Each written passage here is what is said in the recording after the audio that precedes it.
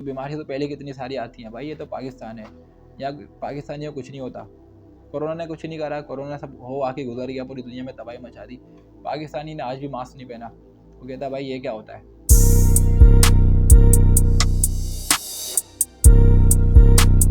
अस्सलाम वालेकुम, उम्मीद है सब लोग खैरियत से होंगे।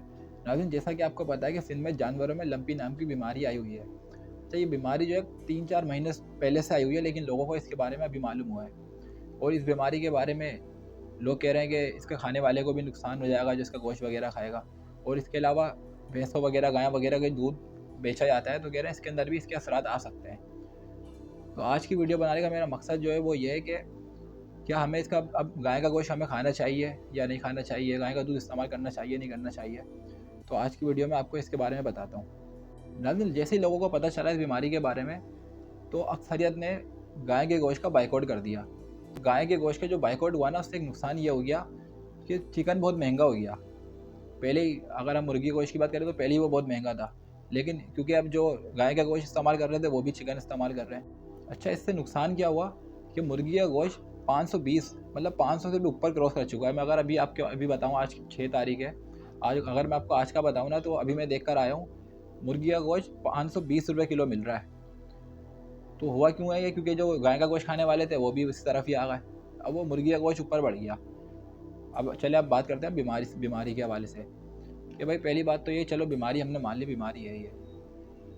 तो बहुत सारी चीज़ों के अंदर क्या होता है कि भाई जानवरों में बीमारी आती हैं, पहले भी बहुत सारी बीमारियाँ होती हैं।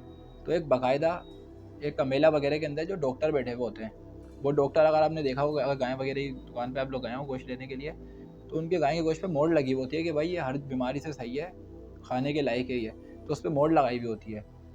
इसी तरीके से दूध का भी हिसाब किताब होता है, वहाँ भी चेक किया जाता है। तो ये अब हम बिल्कुल ही बाइकआउट कर दें कि भाई नहीं, हमने तो खाना ही नहीं है ये, इसमें तो बहुत बीमारी आ रही है, तो इसके साइड इफेक्ट तो और ज़्यादा बढ़ जाएंगे महंगाई की सूरत में।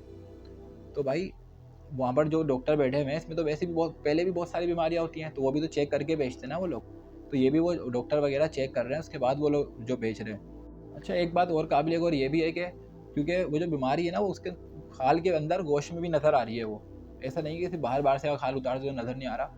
तो अगर आप किसी दुकान पे जाएंगे गोश्त लेने के लिए, तो आपको तो वैसे नज़र आ जाएगी। तो भाई मेरा मशवरा तो यही है कि आप गोश्त खाएं, कोई मसले वाली बात नहीं है इसके अंदर, अच्छे तरीके से पका लें बस। और अगर दूध की बात करें, दूध महंगा हुआ है, चलें समझ आता है, महंगाई की वजह से बाइकआउट करें तो मसला नहीं है।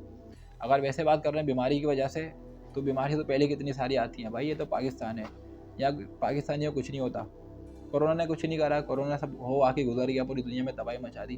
पाकिस्तानी ने आज भी मास्क नहीं पहना, वो कहता भाई ये क्या होता है, जाने दो भाई।